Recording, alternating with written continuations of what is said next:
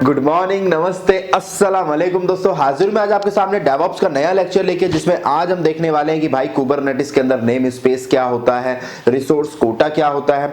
ये सारे टॉपिक जो मैं आपको पढ़ा रहा हूँ कुबरनेटिस के, ये सारे CKA का ही पार्ट है, जो आप लोग मेरे से रिक्वेस्ट कर रहे हैं कि CKA की आप एक अलहदा सीरीज लेकर आने वाले थे। तो अभी मैं वो अलग से नहीं लेके आया, मैं यहीं पर आपको वो चीजें कवर करा रहा हूँ।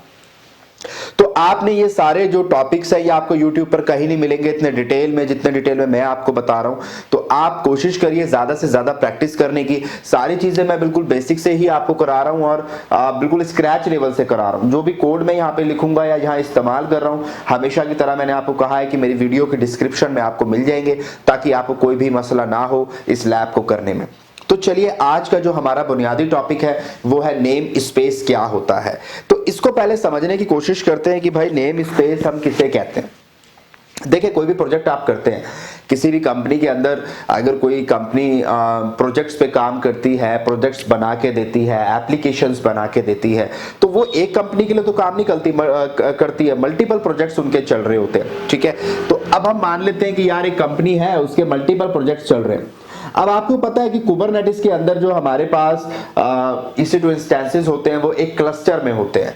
ठीक है, तो ये मैं ऐसा फर्ज करता हूं कि ये मेरा कुबरनेटिस क्लस्टर है। अब इस क्लस्टर के अंदर मेरे पास मल्टीपल प्रोजेक्ट्स चल रहे हैं, मैंने उनके पॉड बना रखे हैं, उन पॉड के अंदर उनकी कंटेनर के अंदर एप्लीकेशन चल रही है। लेकिन अब सपोज करें कि यहाँ पे कई सारी कंपनी के प्रोजेक्ट्स हैं। सपोज ये A कंपनी है, ये B कंपनी है, ये C कंपनी का पॉड चल रहा है, ये D कंपनी का पॉड चल रहा है। तो इनको मैनेज करना, अगर सारे प्रोजेक्ट एक ही जगह पे क्लस्टर में, एक सिंगल क्लस्टर में कई सारे प्रोजेक्ट्स आपके चल रहे हैं जिसपे अलग अलग कंपनी की एप्लीकेशन चल रही हैं, तो उनको मैनेज करना आपके लिए मुश्किल है। ठीक है, इसको आप रिलेट कर सकते हैं जब हमने डेवऑप्स स्टार्ट किया था और हमने वहां गिट पढ़ा था।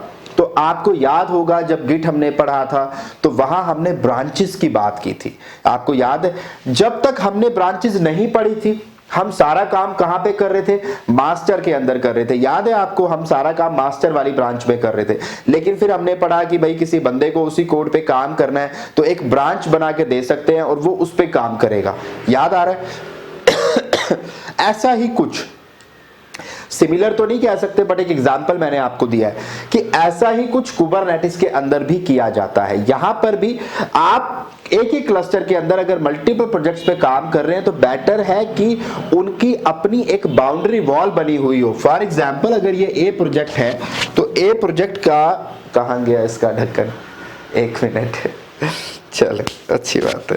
तो A प्रोजेक्ट है, इसका मैं कहता हूं कि ये एक बाउंड्री है। ये B प्रोजेक्ट है, मैं कहता हूं इसकी ये बाउंड्री है। ठीक है, ये C प्रोजेक्ट है, इसकी ये बाउंड्री है। बाउंड्री से मतलब क्या है? बाउंड्री ही नेम स्पेस। कुबरनेटिस के अंदर इस बाउंड्री को ही नेम स्पेस कहते हैं। क्या कहते हैं? Name space. नेम स्पेस बोले तो एक सेपरेट फोल्डर आप समझ लीजिए, एक सेपरेट बाउंड्री आप समझ लीजिए, एक ऐसा एक आइसोलेटेड एरिया समझ लीजिए जहां उस प्रोजेक्ट से रिलेटेड पॉड चल रहे होंगे। आप जो भी पॉड उस नेम स्पेस में बनाओगे वो उसी के अंदर जाके नजर आएंगे, दूसरे बंदे को नजर नहीं आएंगे। अगर A बंदा जो है, ये जो A प्रोजेक्ट चल रहा है जिसका, वो अगर B का पॉड देखना चाहे तो वो ऐसे नहीं देख पाएगा, क्योंकि उसका नेम स्पेस अलग है, उसका अपना एक बक्सा या फोल्डर अलग है। समझ आ रही है बात? तो नेम स्पेस एक ऐसी चीज होती है जिसकी अंदर जाके आप अपने खुद के पॉड क्रिएट करते हैं और ये पॉड जो है आपको उस नेम स्पेस को, जब आप उस नेम स्पेस के नाम से ही जब आप उसको सर्च करेंगे, जब आप जैसे आप कमांड चलाते हैं kubectl get pods, ये कमांड हम हमेशा चलाते हैं, तो ये जब हम कमांड चलाते हैं तो भी हम नेम स्पेस की बात कर रहे होते हैं। पर तब क्योंकि हमने अलग अलग नेम स्पेस नहीं बनाए हुए, तो ये पूरे क्लस्टर का एक डिफॉल्ट नेम स्पेस होता है जिसको हम कहते हैं डिफॉल्ट नेम स्पेस। ठीक है, तो ये पूरी एक बाउंड्री है, इस क्लस्टर की ये पूरी एक बाउंड्री है। इसके अंदर जो भी पॉड बना रहे हो, जो भी कंटेनर बना रहे हो, वो किस में बन रहे हैं? डिफॉल्ट में बन रहे हैं, क्योंकि अभी तक आपने नेम स्पेस पढ़ा ही नहीं है। तो अब तक हम जो भी काम कर रहे थे, जो भी पॉड बना रहे थे, जो भी कंटेनर बना रहे थे, वो डिफॉल्ट में बना रहे थे। इसीलिए अगर आप ये कमांड लिखोगे kubectl get pods और आपके पास कोई पॉड नहीं है, तो वो आउटपुट में आपको क्या देता है? आपको मैं लैब में दिखाऊंगा। No resources found in default name space कभी भी चेक करना। वो कहता है कि डिफॉल्ट नेम स्पेस में मुझे कोई पॉड नजर नहीं आया, लेकिन अगर आपने अपने स्पेसिफिक नेम स्पेस के अंदर कोई पॉड बना रखा है तो आपने इस कमांड के साथ क्या लिखना पड़ेगा, -n लगाना पड़ेगा नेम स्पेस के लिए, और उस नेम स्पेस का नाम लिखना पड़ेगा। सपोज ABC मैंने उसका नाम दिया हुआ है, तो अब जब आप ये कमांड दोगे और जो भी ABC नाम के नेम स्पेस के अंदर जो भी पॉड चल रहे होंगे वो आपको नजर आ जाएंगे। ठीक है, अगर डिफॉल्ट में कोई अगर आप नॉर्मल कमांड देते हो तो वो कहां चेक करेगा, डिफॉल्ट में चेक करेगा। पर अगर आपने नेम स्पेस आइडेंटिफाई किया हुआ, अलग अलग कंपनियों के अलग अलग नेम स्पेस आपने बना रखे हैं, नेम स्पेस मतलब एक फोल्डर जिसके अंदर आपके पॉड बने हुए हैं, तो अलग अलग फोल्डर में आपने अलग अलग प्रोजेक्ट रखे हुए हैं, उनके पॉड उस नेम स्पेस के अंदर चल रहे हैं, इसको आप ऐसा समझे। ठीक है, टेक्निकली ये थोड़ा सा अलग भी है, लेकिन आप इसको आसान भाषा में समझने के लिए ऐसा समझें कि नेम स्पेस एक एरिया है, एक फोल्डर है जिसमें मैं अपने प्रोजेक्ट का सारा काम कर रहा हूं। अगर मुझे जाके उसके अंदर के पॉड चेक करने तो मुझे उस नेम स्पेस के अंदर जाना पड़ेगा और तब चेक करना पड़ेगा इसमें कौन कौन से पॉड चल रहे हैं। ठीक है, तो ये आज हम पढ़ने वाले हैं। ऐसे ही जब हम अलग अलग प्रोजेक्ट के लिए नेम स्पेस बनाते हैं तो आज की ही लैब में हम ये भी देखेंगे कि अगर मैंने कोई नेम स्पेस बनाया, सपोज करें ABC के नाम से, तो मैं इस नेम स्पेस को इस जिसके अंदर पॉड बन रहे हैं उनके लिए कोटा भी डिफाइन कर सकता हूं, जिसे हम रिसोर्स कोटा कहते हैं। रिसोर्स कोटा, रिसोर्स कोटा से क्या मतलब है, रिसोर्स कोटा से ये मतलब है कि ये जो नेम स्पेस है या ये जो मैंने किसी प्रोजेक्ट के लिए जो मैंने एलोकेट किया है, ये फोल्डर जिसमें आप पॉड बनाओगे, ये कितने रिसोर्सेज को इस्तेमाल कर सकता है, कितने CPU इस्तेमाल कर सकता है, कितनी मेमोरी इस्तेमाल कर सकता है या कितना स्टोरेज इस्तेमाल कर सकता है, वो आप उसको डिफाइन कर दोगे। अगर आपने कहा कि भाई ये वाला जो नेम स्पेस है ये 10 GB ही स्टोरेज इस्तेमाल कर सकता है, तो इसके अंदर 1 2 4 6 कितने भी पॉड बने हुए हो वो कुल मिला के टोटल कितनी स्टोरेज का इस्तेमाल कर सकते हैं 10 GB का। अगर एक ही पॉड है तो एक पॉड 10 GB इस्तेमाल कर सकता है, पर अगर आपने उसको 10 GB दिया हुआ है तो वो 12 GB उस नेम स्पेस को नहीं मिल सकता। अगर वो उसके लिए रिक्वेस्ट करेगा, रिक्वेस्ट फेल हो जाएगी क्योंकि आपने एलोकेट कर दिया। भाई एक बात बताएं, आपके पास रिसोर्सेज अवेलेबल है, एक क्लस्टर में आपके पास बहुत सारे रिसोर्सेज अवेलेबल है, सो ऐसा तो नहीं है ना कि आप एक ही पॉड को सारे रिसोर्स दे दोगे, नहीं, आप ऐसा नहीं करोगे। आप चाहोगे कि भाई जो पॉड बने वो एक लिमिट के बने, उस पॉड को जितनी रिसोर्सेज की जरूरत है, जितने CPU की जरूरत है, जितनी रैम की जरूरत है, वो सिर्फ उतना इस्तेमाल करे, ये नहीं कि वो बेवजह ज्यादा इस्तेमाल करे। तो उसके लिए आप उनका कोटा डिफाइन कर सकते हैं, उनकी लिमिट डिफाइन कर सकते हैं कि ये इतना ही मैक्सिमम इस्तेमाल कर पाएगा, उसमें से उसको कितना चाहिए वो रिक्वेस्ट करेगा। इसीलिए हम आगे पढ़ेंगे लिमिट्स क्या होती है और रिक्वेस्ट क्या होती है। लिमिट्स का मतलब मैक्सिमम लिमिट, मैक्सिमम कोटा आपने कितना दिया हुआ है उस नेम स्पेस को। रिक्वेस्ट का मतलब है वो बंदे को, पॉड को कितनी रिक्वेस्ट उसने की है। तो YAML फाइल के अंदर आप लिख सकते हो कि मुझे 100 मिली CPU चाहिए या 200 मिली CPU चाहिए, आप डिफाइन कर सकते हो। ठीक है, एक CPU के अंदर 1000 मिली CPU होते हैं, तो आप डिफाइन करके ले सकते हो कि मुझे 100 मिली CPU चाहिए या 200 मिली CPU चाहिए। ठीक है, तो उस तरीके से आप वहां से ले सकते हो। तो आप रिक्वेस्ट करोगे, आपकी YAML फाइल के थ्रू आप रिक्वेस्ट करोगे कि मेरे फलाना कंटेनर को इतने रिसोर्सेज चाहिए।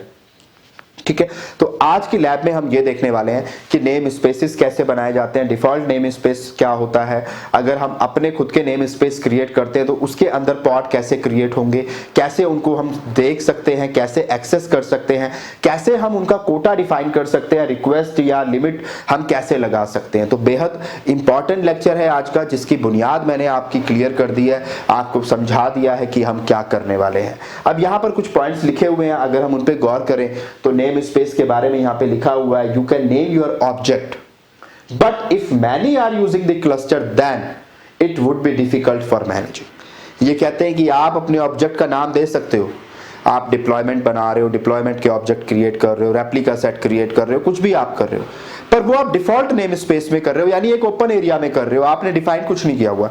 ये कुछ ऐसा है कि एक यूनिवर्सिटी का ग्राउंड है और सारी क्लासें वहां पढ़ रही हैं, तो कंफ्यूजन हौच पौच हो रहा है, पता नहीं चलेगा कंप्यूटर साइंस की क्लास कहाँ चल रही है और BA की क्लास कहाँ चल रही है। इससे बेटर ये है कि हम क्लासरूम बना दें, डिफाइन कर दें ये BA की क्लास चलती है या BSc की चलती है, तो बाहर देखते ही समझ आ जाएगा यहाँ इस क्लास के अंदर कौन सी क्लास बैठी होगी, BSc बैठी होगी, क्योंकि बाहर लिखा हुआ है दरवाजे के कि BSc लिखा है बाहर।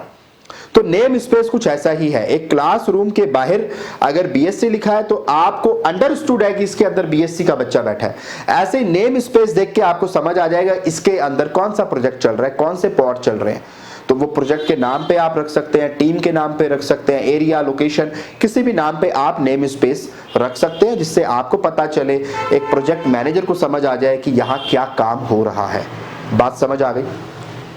A namespace is a group of related elements that each have a unique name। ठीक है, तो नेम स्पेस क्या है? ग्रुप ऑफ एलिमेंट है, जितने भी उस प्रोजेक्ट से रिलेटेड आप ऑब्जेक्ट क्रिएट करोगे वो उस नेम स्पेस के अंदर क्रिएट करोगे। That each have a unique name or identifier. Name space is used to uniquely identify one or more names from other similar name of different objects. ये कहते हैं एक ही तरीके का काम डिफरेंट प्रोजेक्ट्स पे हो रहा है तो उनको आपस में अलग रखने के लिए, ताकि कंफ्यूजन क्रिएट ना हो सकता है एक बंदे की व्हाट्सएप एप्लीकेशन चल रही हो, सिमिलर एप्लीकेशन दूसरे पॉड में भी चल रही है पर दूसरी कंपनी के लिए चल रही है। एक एग्जांपल ले रहा हूं, तो कंफ्यूजन क्रिएट ना हो इसीलिए हम नेम स्पेस बना के उन्हें अलग अलग रख सकते हैं, ताकि हमें पता चले एबीसी कंपनी का पॉड यहां चल रहा है, एक्सवाईजेड कंपनी का पॉड यहां चल रहा है। तो आप नेम स्पेस में अगर काम कर रहे हैं तो पता रहेगा। यानी बीएससी के अंदर अगर आप जा रहे हो तो आपको पता है बीएससी बैठा होगा, बीए के अंदर जा रहे हो तो पता है बीए बैठा होगा। तो अगर मैं एबीसी नेम स्पेस के अंदर जा रहा हूं तो मुझे पता है यहाँ एबीसी कंपनी के पॉड चल रहे हैं। अगर मैं एक्सवाईजेड नेम स्पेस के अंदर जा रहा हूं तो मुझे पता चल रहा है यहाँ एक्सवाईजेड कंपनी के पॉड चल रहे हैं। समझ आ रही है बात? नहीं समझ आ रही तो मुझे बता दिया करो, ठीक है?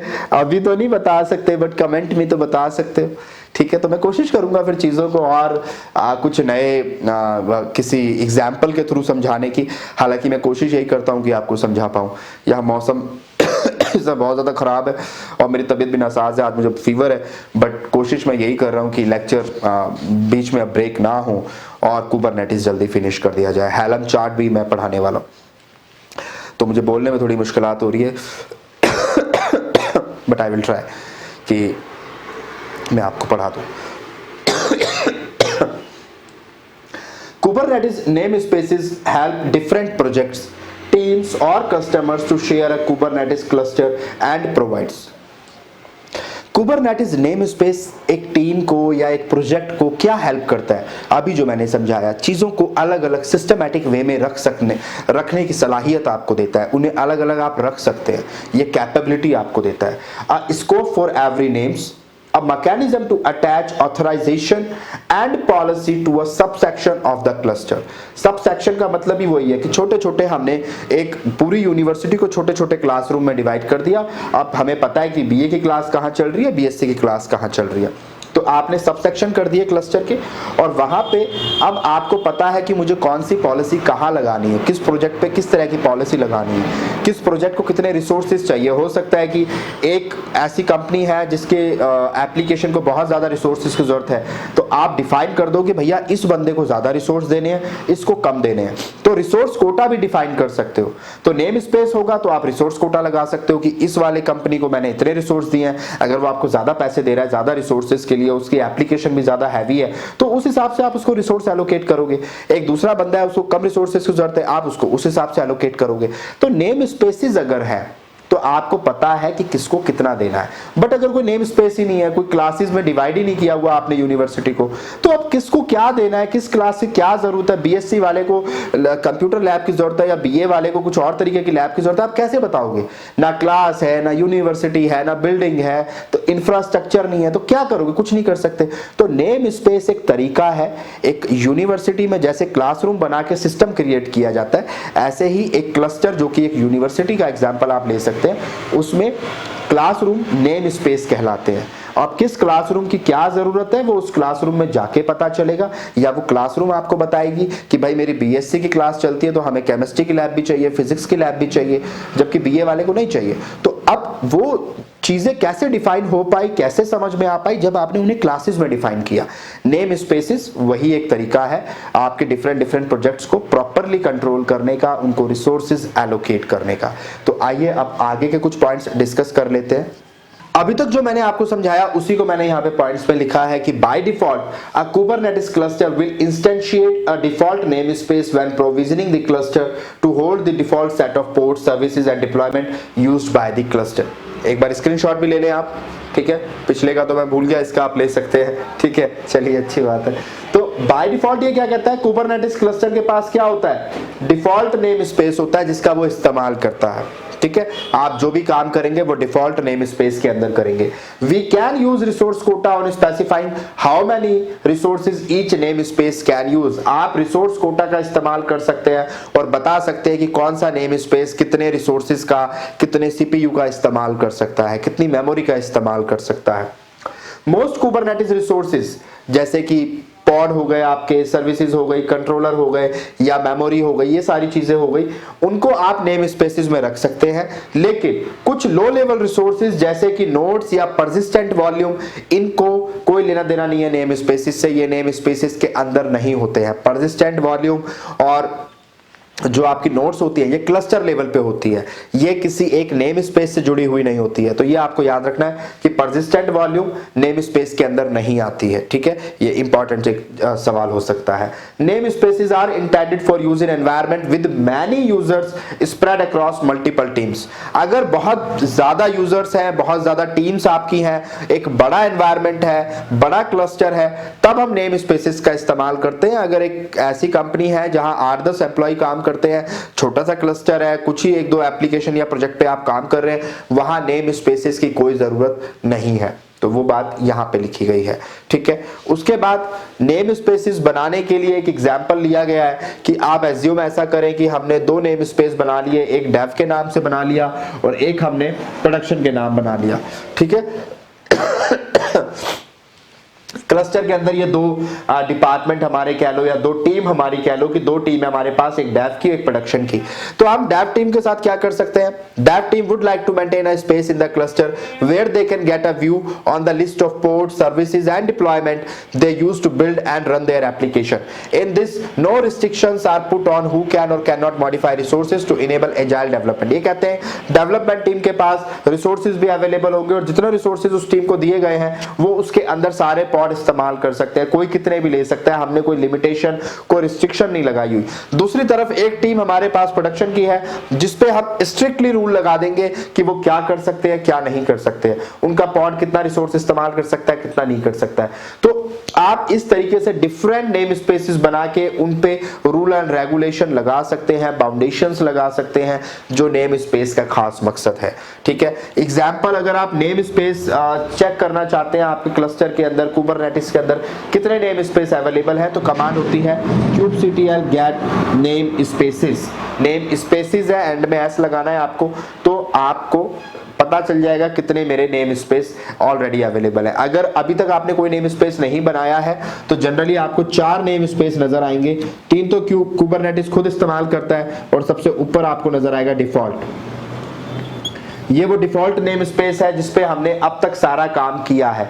लेकिन अब इस लैब में जो अब मैं आपको करके दिखाने वाला हूं उसमें हम अपना एक नेम स्पेस बनाएंगे, जो पॉड क्रिएट करेंगे वो उस नेम स्पेस के अंदर क्रिएट करेंगे, जो और जब हम उन पॉड को सर्च करेंगे kubectl get pods करेंगे तो वो हमें नॉर्मली डिफॉल्ट नेम स्पेस में नजर नहीं आएंगे, हमें उस नेम स्पेस के अंदर जाना पड़ेगा, तब ही हमें वो पॉड नजर आएगा। ये सारी चीजें अब मैं आपको लैब में लाइव दिखाने वाला हूं, तो आई होप ये सारी चीजें आपने लिख ली होंगी। तो चले कुछ YAML कमांड्स भी आपको समझा देता हूं और फिर सीधा लैब पे चलते हैं। यहां पे मैंने नेम स्पेस कैसे डिफाइन करना है YAML फाइल बना के वो मैंने लिखा हुआ है। कुछ नहीं करना, बड़ा सिंपल सा है, आपको काइंड में नेम स्पेस डिफाइन करना है और मेटा डेटा में आपको किस नाम से नेम स्पेस रखना है वो नाम देना है, और लेबल भी आप देना चाहते हो तो लेबल भी आप दे सकते हो जिससे कि बाद में चीजों को आइडेंटिफाई किया जा सके। तो आप ये सिंपल सा एक लिखेंगे और आपका नेम स्पेस क्रिएट हो जाएगा। उसके बाद जो भी काम आप उस नेम स्पेस के अंदर करेंगे वो उस नेम स्पेस के अंदर ही होगा। ठीक है, अगर आपने कोई YAML फाइल बनाई है और उसमें आपने लिख दिया कि ये फलाना पॉड जो है ये इस नेम स्पेस में क्रिएट होना चाहिए, तो वो उसी नेम स्पेस में क्रिएट होगा। वहां पे आप डिफाइन कर देना डेव, वो डेव के अंदर ही क्रिएट होगा। अब अगर आप नॉर्मल सिनेरियो में ये काम करने के बाद आपने सपोज कोई पॉड क्रिएट कर दिया इस नेम स्पेस के अंदर और उसके बाद आप कमांड चलाते हैं kubectl get pods, तो वो आपको कहेगा नो रिसोर्सेज फाउंड, आपको आउटपुट में आएगा नो रिसोर्सेज। क्यों? क्योंकि वो कहां पे चेक कर रहा है, वो डिफॉल्ट नेम स्पेस में चेक कर रहा है।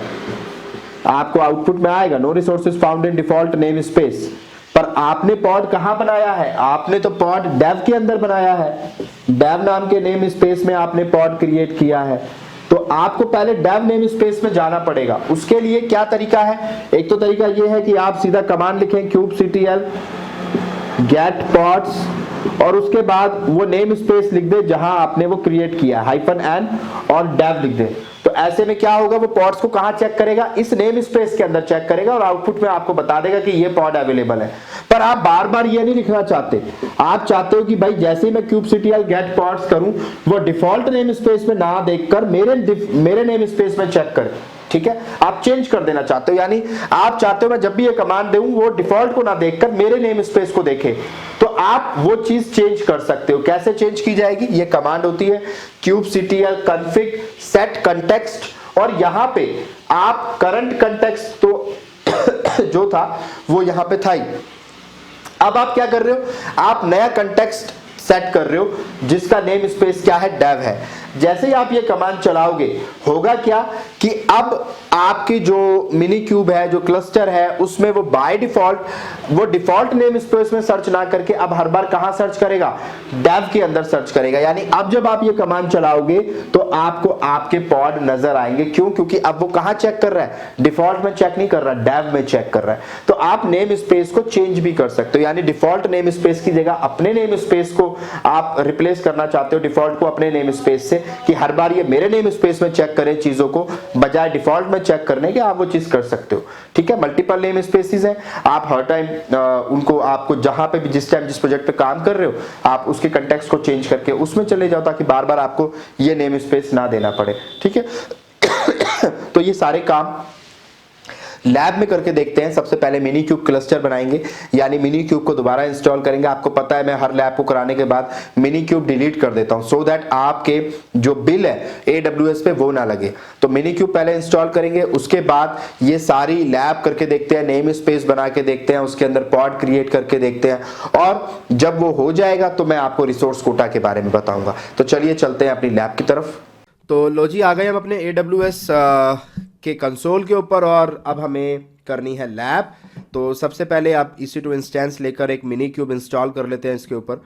तो यहाँ पे मैं इंस्टेंस पे जाता हूँ और यहाँ पे लॉन्च इंस्टेंसेस पे क्लिक करता हूँ और यहाँ पे उबुंटू मशीन जैसे कि हर बार मैं लेता हूँ, तो उबुंटू ही ले लेते हैं। और बाकी सारे स्टेप एज इट इज़ हैं, यहाँ पे T2 मीडियम ही आपने लेना है, आपको पता है। और इस लैब को करने के बाद डिलीट कर दीजिएगा ताकि आपके चार्जेस ज़्यादा ना लगे। और सिक्योरिटी ग्रुप यहाँ पे एक बना लें, आप इसको नाम दे दें MySG और यहाँ पे सारा ट्रैफिक अलाउ कर दें, ऑल ट्रैफिक आप अलाउ कर दें। रिव्यू एंड लॉन्च करें, लॉन्च पे क्लिक करें। की पेयर एक नया बना लें, इसको नाम दे दें MyKey और डाउनलोड कर लें और लॉन्च इंस्टेंस पे क्लिक करें। यहाँ पे व्यू इंस्टेंसेस पे क्लिक करें, यहाँ पे इसको नाम भी दे दें आप मिनी क्यूब, है ना, तो मिनी क्यूब इसको नाम दे देते हैं। और एक बार रेडी हो जाए फिर आगे के स्टेप आपको दिखाता हूँ। तो लो जी, हमारा इंस्टेंस रेडी हो गया है। अब यहाँ से इसकी पब्लिक IP कॉपी करते हैं, पुटी जैन के ऊपर चलते हैं, लोड पे क्लिक करते हैं और लोड से पहले इसका वर्जन भी 2 कर लेते हैं, क्योंकि मेरे इस लैपटॉप में ये पुराने वर्जन पे ही काम करता है। लोड पे क्लिक करते हैं, डाउनलोड में जाते हैं, यहाँ पे ऑल फाइल्स पे क्लिक करते हैं तो MyKey मुझे नज़र आ रहा है, ओपन कर लें। उसके बाद सेव प्राइवेट की पे क्लिक करें, येस करें। यहाँ पे डेस्कटॉप पे जाएं, इसको नाम दे दें MyKey 1 2 3, ऐसा कुछ नाम दे दें और बंद कर दें। अब पुटी पे जाएं, पुटी पे जाके आप यहाँ पे इसका पब्लिक IP पेस्ट करें, SSH में जाएं, ऑथ में जाएं, ब्राउज पे जाके डेस्कटॉप से इस की को उठा लें। ये सारे स्टेप मैं कई मर्तबा आपको करा चुका हूँ, अब तक आपको मुंह ज़बानी रट जाने चाहिए। और यहाँ पे जाके मैं अपीयरेंस में चेंज पे जाता हूँ और इसके साइज़ को भी बड़ा कर लेते हैं ताकि स्क्रीन आपको क्लियर दिखे। यहाँ पे उबुंटू टाइप करते हैं, लॉगिन हो जाएगा। फिर उसके बाद Ctrl+L करिए ताकि स्क्रीन क्लियर हो जाए। अब sudo su करना है और अब मिनी क्यूब इंस्टॉल करना है। तो स्टेप मैंने यहाँ पे लिखे हुए हैं, लेक्चर 54, ये नोट्स आपको वीडियो के डिस्क्रिप्शन में मिल जाएंगे। तो सबसे पहले डॉकर इंस्टॉल करते हैं और 1 बाय 1 बस इन कमांड्स को यहाँ पेस्ट करते जाइए, चलाते जाइए और ये सारी चीज़ें इंस्टॉल हो जाएंगी और आपका मिनी क्यूब परफेक्टली रन करेगा। उसके बाद आज के जो टास्क हमने पूरे करने हैं वो मैं आपको करके दिखाता हूँ। चले इसके बाद दूसरी कमांड भी यहाँ से उठा लेते हैं और kubectl को इंस्टॉल करते हैं। तो यहाँ पे इसे भी चला देते हैं। तो देखें ये भी इंस्टॉल हो गया। इसके बाद मिनी क्यूब इंस्टॉल करते हैं। तो मिनी क्यूब भी इंस्टॉल हो गया। इसके बाद आप मिनी क्यूब को स्टार्ट करने के लिए कॉन्ट्रैक्ट पहले आप इंस्टॉल कर लें, इसके बिना मिनी क्यूब नहीं चलता है। और इसके बाद आप मिनी क्यूब को स्टार्ट कर दें, ये कमांड है। इसे भी कॉपी कर लेता हूँ और इसे भी चला देते हैं। और अब आप चाहें तो मिनी क्यूब का स्टेटस देख सकते हैं। मिनी क्यूब स्टेटस टाइप करके मैं आपको दिखा देता हूँ। कंट्रोल एल करते हैं, मिनी क्यूब स्टेटस, तो आपको यहाँ पे नज़र आएगा कि देखिए आपका मिनी क्यूब परफेक्टली रन कर रहा है। तो अब जो हमें नेम स्पेस की लैब करनी है, अब उस काम को शुरू करते हैं। तो अभी अगर मैं देखूं तो देखें मेरे पास कोई भी पोर्ट नहीं है, जैसा कि मैंने थ्योरी में बताया था। लेकिन ये देखें जो मैंने थ्योरी में समझाया था, no resources found in default name space, यानी ये कहाँ पे चेक कर रहा है, डिफॉल्ट नेम स्पेस में चेक कर रहा है। मैं आपको वही चीज़ बता रहा था कि अब तक हम ये सारी चीज़ें कर रहे थे पर हमने डिफॉल्ट नेम स्पेस पे ध्यान नहीं दिया था। तो बाय डिफॉल्ट ये डिफॉल्ट नेम स्पेस में ही चेक करता है कि आपने पॉड बनाए हैं, कितने बने हैं, वो कहाँ चेक करता है, डिफॉल्ट नेम स्पेस में। लेकिन अगर आपने कोई और नेम स्पेस बनाया है तो फिर उसमें आपको जाके स्पेसिफिकली सर्च करना पड़ेगा। फॉर एग्जांपल जैसे मैं -n करके अभी डेव करूं तो मुझे यहां पर ये कह रहा है कि भैया डेव में कोई रिसोर्स नहीं आ रहा है, इवन कोई नेम स्पेस भी नहीं है। अगर आप यहां पे जाएं, आप करें kubectl get नेम स्पेस, तो देखें ये क्या कह रहा है, आपके पास एक डिफॉल्ट नेम स्पेस है, उसके बाद 3 और हैं।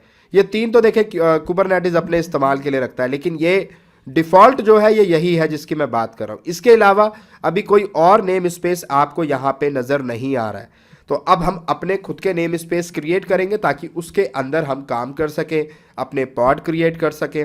वो सारे काम अब हमें करके देखने हैं। तो इसके लिए काम करते हैं, पहले एक फ़ाइल बनाते हैं dev ns नेम स्पेस के लिए, और उस फाइल में नेम स्पेस क्रिएट करना है। तो कीबोर्ड का आई प्रेस करें और यहाँ से ये वाला जो छोटा सा YAML फाइल है जो मैंने आपको बोर्ड पे भी समझा दिया है, आप इसको यहाँ लिख दें। इसमें कुछ नहीं, मैंने ऑब्जेक्ट में नेम स्पेस लिखा हुआ है कि भाई मैं एक नेम स्पेस क्रिएट करना चाहता हूँ जिसका नाम क्या है, उसका नाम है dev। आप dev रख लो, कुछ भी रख लो, वो आपकी मर्जी, आप कुछ भी रख सकते हो, ठीक है। एस्केप करें, $WQ करें, बाहर आ जाए। अब ये काम होने के बाद आपका नेम स्पेस बन गया। आप चेक करना चाहें आप चेक कर लीजिए, ये देखें kubectl get, अच्छा अभी मुझे अप्लाई करना पड़ेगा ना, मैंने अप्लाई तो किया ही नहीं। ओके, kubectl apply -f, उसके बाद dev ns.yaml, आप पहले अप्लाई करें। तो ये कहता है जी अब नेम स्पेस बन गया dev के नाम से। अब आप ये कमांड चलाओ kubectl get नेम स्पेस, ये देखें अब आपको dev नाम से नेम स्पेस आपका नजर आ रहा है जो 6 सेकंड पहले बनाया गया है और वो एक्टिव है, ठीक है। ये सारी बात समझ आ रही है, नेम स्पेस बन गया। कंट्रोल एल करते हैं। अब एक काम करें, एक पॉड पहले क्रिएट कर लेते हैं टेस्टिंग के लिए। vi pod.yml फाइल के अंदर जाते हैं, एक पॉड बना लेते हैं। एक पुरानी फाइल कोई हम अपनी, ये वाली जो पुरानी फाइल है इसको हम एक पॉड क्रिएट कर रहे हैं। बेसिकली मैं आपको बताता भी हूँ इसमें क्या किया है, वही पुरानी फाइल है ये। यहाँ पे एक आपने पॉड क्रिएट किया टेस्ट पॉड के नाम से, उसके अंदर एक कंटेनर बनाया C00 के नाम से जिसमें उबुंटू इमेज चल रही है और इको कमांड एक है जो चलती रहेगी टेक्निकल गुफ्तगू। ये काम हमने कर लिया, ठीक है। और रीस्टार्ट पॉलिसी नेवर की हुई है, हटाना चाहो हटा भी दो, कोई मसला नहीं है, आप चाहो तो हटा दो इसे, ठीक है। अब एस्केप करके $WQ करो, बाहर आ जाओ। तो ये आपने एक पॉड अभी बनानी है, इसको बनाना है तो आपको पता है कैसे बनेगा। आपको यहाँ पे लिखना है kubectl apply -f और उसके बाद आपने जो फाइल बनाई है pod.yml उसको आप बना दें। तो अब लेकिन अगर आप इसको बनाना चाहते हैं अपने नेम स्पेस में तो आपको -n लिख के dev लिखना पड़ेगा। ऐसा करने से क्या होगा, ये आपके नेम स्पेस में ये पॉड क्रिएट होगा। ये जो पॉड वाली फाइल क्रिएट होगी, जो पॉड आपका क्रिएट होगा वो डिफॉल्ट नेम स्पेस में क्रिएट ना होके किस में क्रिएट होगा, dev में क्रिएट होगा। बात समझ आ रही है? तो मैं आपको दिखाता हूं यही हमने किया यहां पे। तो -n dev लगा देने से क्या होगा, dev नेम स्पेस के अंदर ये पॉड क्रिएट होगा। देखिए पॉड टेस्ट पॉड क्रिएटेड। लेकिन अगर मैं अभी यहां पे कमांड चलाऊंगा kubectl get pods तो मुझे नजर नहीं आएगा। क्यों? देखिए no resources found in default, क्योंकि भाई डिफॉल्ट नेम स्पेस में आपने ये बनाया ही नहीं, आपने ये कहाँ बनाया है, डेव नेम स्पेस के अंदर बनाया है। तो अब डेव नेम स्पेस में अगर आप चेक करोगे तो आपको आपका पॉड 110% नजर आएगा। दिखाऊं, kubectl get pods -n dev, तो ये देखिए आपको यहां पे डेव नाम के नेम स्पेस के अंदर आपको अपना पॉड, तो देखिए -n dev जब मैंने किया तो मुझे मेरा टेस्ट पॉड यहां पे नजर आ रहा है, यानी कि ये पॉड कहां क्रिएट हुआ है, ये आपके डेव नाम के नेम स्पेस के अंदर क्रिएट हुआ है। तो ये चीज़ मैं आपको जस्ट मैंने अभी बोर्ड पे भी समझाई थी कि भाई हम जब अपना नेम स्पेस बनाते हैं तो उसके अंदर हमारा पॉड क्रिएट होता है। तो ये चीज़ आपने चेक कर ली। अब आप इसे डिलीट करना चाहें, kubectl delete -f pod.yml, तो ये कहता है कि भाई ये डिलीट भी नहीं होगा। क्यों नहीं होगा, क्योंकि अब ये डिलीट कर रहा है डिफॉल्ट नेम स्पेस के अंदर। ये कहाँ डिलीट कर रहा है, ये कहता है कि भाई ये तो मुझे मिल ही नहीं रहा, मिलेगा कैसे, ये कहाँ है, ये तो दूसरे नेम स्पेस में है, और ये कहाँ डिलीट करने की कोशिश कर रहा है, डिफॉल्ट नेम स्पेस में। तो आपको डिलीट के लिए भी -n लगा के नेम स्पेस बताना पड़ेगा कि ये पॉड कहाँ पड़ा हुआ है, तब ये डिलीट कर पाएगा। तो ये नेम स्पेस कहाँ है, -n dev के अंदर, तो ये उसमें पड़ा हुआ है, तो उसमें ये डिलीट करिए। देखिए अब ये डिलीट कर रहा है। तो इस तरीके से नेम स्पेस एक तरीके से पूरा एक अलग क्लासरूम होता है। जैसे मैंने आपको बोर्ड पे समझाया कि एक यूनिवर्सिटी में अलग अलग क्लासरूम होते हैं, नेम स्पेस बिल्कुल उस क्लासरूम की तरह है। आप उस क्लासरूम में जो काम कर रहे हैं वो दूसरी क्लास को नहीं पता कि उस क्लास में क्या चल रहा है, क्या पढ़ाई चल रही है। तो सेम नेम स्पेस इस तरीके से काम करता है। अब देखें ये पॉड डिलीट हो गया। अगर अब मैं दोबारा यहाँ पे जाऊँ और command चलाऊँ kubectl get pods -n dev, तो क्या मुझे अब कोई पॉड नज़र आएगा? नहीं। क्यों? क्योंकि मैंने डिलीट कर दिया, मैंने जो पॉड क्रिएट किया था वो डिलीट कर दिया। तो एक काम करते हैं, दोबारा पॉड बना लेते हैं। तो वही कमांड यहाँ पे दोबारा चला देते हैं, kubectl apply -f pod.yml, और दोबारा से इस पॉड को क्रिएट कर देते हैं। तो ये कहता है जी दोबारा पॉड क्रिएट हो गया। अब मैं यहाँ पे लेकिन जब मैं गेट पॉड्स करूँगा, kubectl get pods, तो ये कहाँ जा रहा है, हर बार ये डिफ़ॉल्ट में जाता है। अब ये एक प्रॉब्लम है कि यार मैं हर बार डिफ़ॉल्ट में जा रहा हूँ, जबकि मैंने जो भी काम किया है या मैं कर रहा हूँ वो तो मैं इस नेम स्पेस में कर रहा हूँ। तो मुझे बार बार ये डिफ़ॉल्ट में ना देखे, जहाँ मैं काम कर रहा हूँ उस नेम स्पेस में जाकर देखे। जब भी मैं ये कमांड चलाऊँ kubectl get pods में जब भी चलाऊँ तो ये मेरी पसंद के नेम स्पेस में जाके देखे। वो कैसे होगा, मैं इस डिफ़ॉल्ट नेम स्पेस को रिप्लेस कर दूंगा इसके साथ, डेव के साथ। वो कैसे होगा, यहाँ पे कमांड लिखी हुई है, इस कमांड को उठाए और यहाँ पे चला दे। तो ये देखें ये क्या कहता है, मिनी क्यूब चेंज हो गया, मॉडिफाई हो गया है। अब जब आप कमांड चलाओगे ना kubectl get pods, तो आपको आपके पॉड नज़र आएंगे। क्यों, ये देखें टेस्ट पॉड नज़र आ रहा है। क्यों, क्योंकि अब ये कहाँ सर्च कर रहा है, ये अब सर्च कर रहा है आपके नेम स्पेस जो आपने नया बनाया था डेव, उसके अंदर। अब ये बाय डिफ़ॉल्ट उसमें जाएगा। ये कमांड आप जब भी चलाओगे ये बाय डिफ़ॉल्ट डेव के अंदर चेक करेगा, ना कि डिफ़ॉल्ट नेम स्पेस के अंदर। ऐसा क्यों और ऐसा कैसे हो रहा है, ये कैसे पता चलेगा कि मैं अब ये मेरे डिफ़ॉल्ट नेम स्पेस जो है वो उसमें ना देखकर ये डेव नेम स्पेस में देख रहा है पॉड को, ये कैसे पता चलेगा? इसके लिए यहाँ पे एक कमांड है, देखें आप, ये वाली, ये कमांड है, आप इसको चलाएं। इसे चलाने से क्या होगा कि जो भी नेम स्पेस के अंदर अभी ये देख रहा है जाके बाय डिफ़ॉल्ट, वो मुझे बता देगा कि ये किस नेम स्पेस में जाके चीज़ें चेक कर रहा है। और ये देखिए ये क्या कहता है, ये डेव के अंदर चेक कर रहा है, डेव नाम के नेम स्पेस में इसको ये डिफ़ॉल्ट मान रहा है। आप जब भी कमांड चलाओगे तो ये डेव के अंदर जाके चेक करके आएगा। ठीक है, अगर आप इसी कमांड को पूरा ना चला के खाली इतना चलाओ, कन्फिग व्यू तक चलाओ, तो ये पूरी डिटेल आपको दिखा देगा। ये देखें अभी मैं किस नेम स्पेस में हूँ, डेव के अंदर हूँ, ये यहाँ पे आपको नज़र आ रहा है। ठीक है, तो इस तरीके से भी आप ये सारी चीज़ें चेक कर सकते हैं। अब कंट्रोल एल करते हैं, यहाँ पे kubectl get pods, तो मुझे टेस्ट पॉड एक नज़र आ रहा है।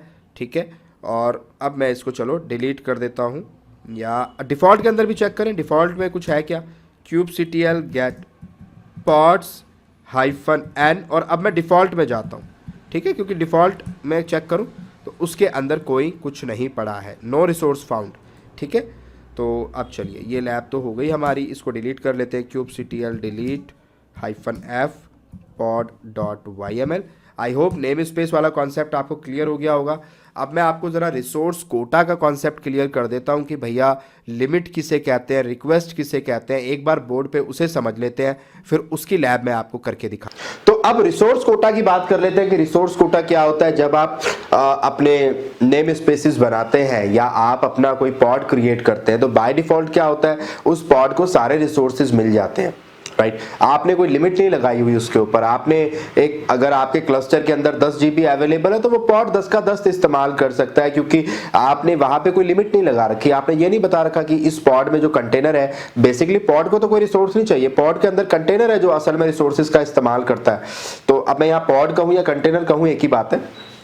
तो बेसिकली कंटेनर को कितने रिसोर्सेज चाहिए ये अभी तक आपने डिफाइन नहीं किया, लेकिन अब हम यहां पे डिफाइन करेंगे कि एक कंटेनर को कितने रिसोर्सेज देने हैं, कितने नहीं देने हैं। वो चीजें आप रिसोर्स डिफाइन करके, जब YAML फाइल बनाते हैं, रिसोर्सेज डिफाइन करके आप वहां पे दे सकते हैं। आप रिसोर्स वहां पे लिखेंगे और उसके अंदर डिफाइन करेंगे, और दो चीजें डिफाइन की जाती हैं, एक लिमिट और एक रिक्वेस्ट। एक लिमिट और एक रिक्वेस्ट, यस। तो याद रखिए, जैसा नाम है वैसा ही इसका मतलब है। रिक्वेस्ट का मतलब आपको कितनी चाहिए, आपने कितने रिसोर्सेज की मांग करी है, डिमांड करी है आपने।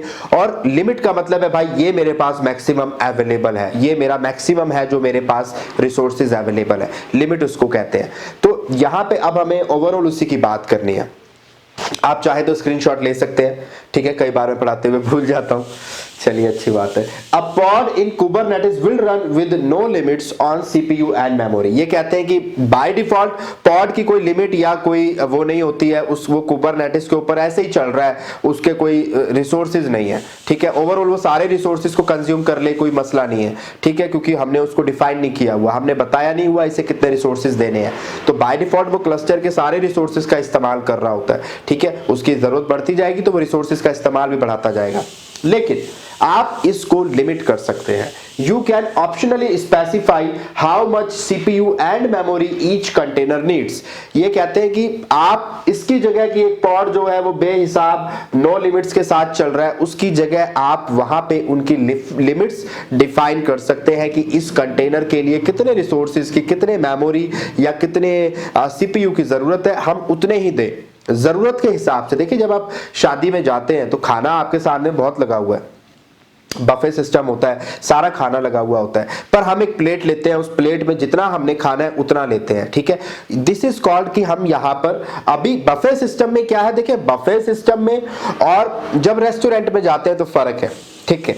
आप इसको ऐसे समझें, जब आप एक शादी में जा रहे हैं तो आप पहले वाला एग्जाम्पल ले लें कि आपके पास सारे रिसोर्सेज है। समझिए बात को कि एक, अगर मैं अभी उसको कोई लिमिट नहीं दे रहा, with no limits. No limits का मतलब ऐसा नहीं है कि वो एक साथ सारे 10 GB रैम मेरे को मिली हुई है क्लस्टर में, मेरे पास अवेलेबल है, वो 10 की 10 इस्तेमाल कर लेगा, नहीं। इसका मतलब है मेरे सामने वो है। अब ये कैसे इसको आप ले सकते हैं, शादी में गए, शादी में जाके आपके सामने बहुत सारी बढ़िया बढ़िया जो है चीजें रखी हुई है, आपके सामने शाही पनीर है, आपके सामने सोया चाप है, चिकन करी है, जो भी है आपके सामने, बिरयानी सब है।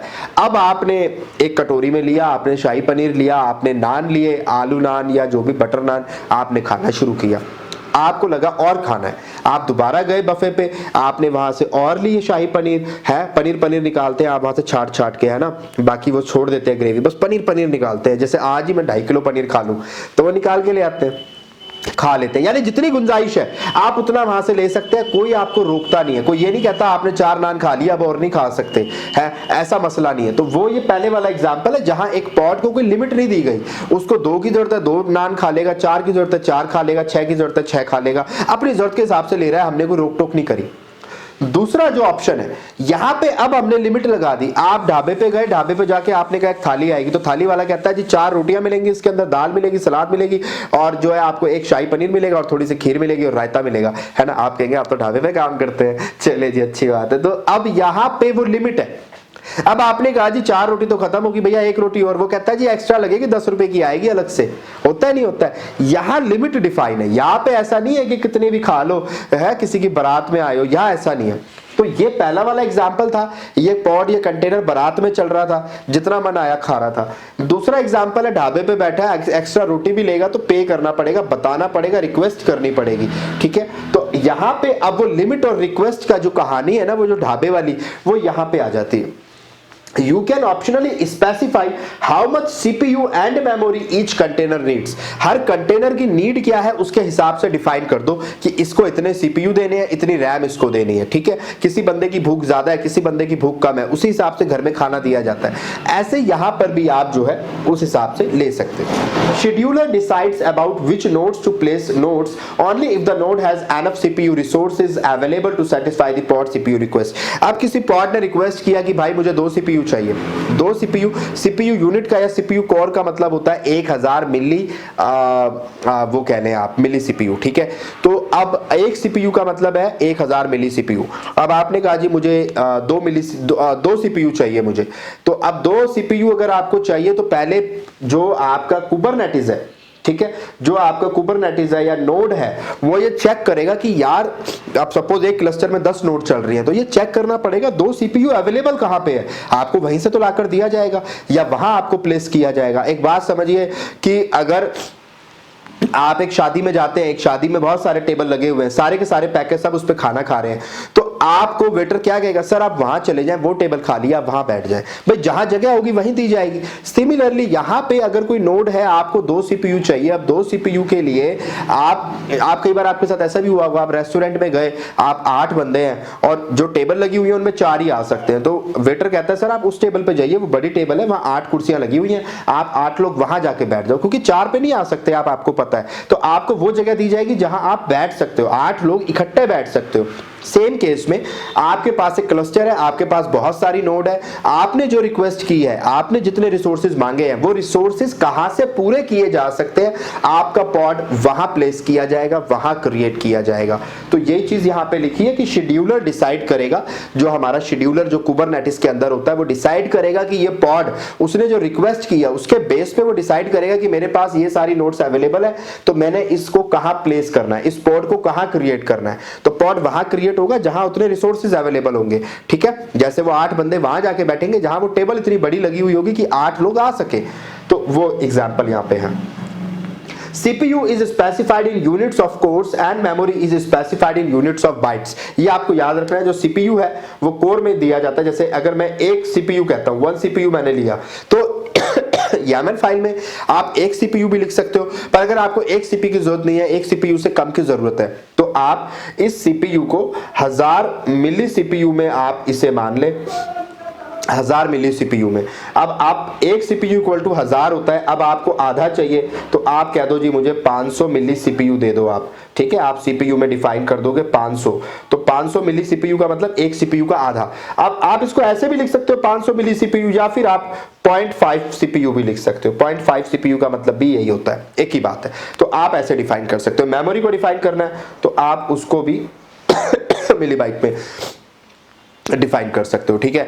तो ये मेमोरी को डिफाइन करना है या CPU को डिफाइन करना है, ये दोनों चीजें आप डिफाइन करोगे अपनी YAML फाइल के अंदर। लिमिट भी डिफाइन करोगे, रिक्वेस्ट भी डिफाइन करोगे। अब यहां पे एक इंपॉर्टेंट चीज जो इंटरव्यू में पूछी जाती है और लोगों को क्लियर नहीं होती है, वो समझना, जरा उसको समझना, वो यहां पे है, ठीक है। तो इस पॉइंट पे मैं जब आऊंगा तब आपको ये समझाऊंगा, पहले स्टार्टिंग करते हैं।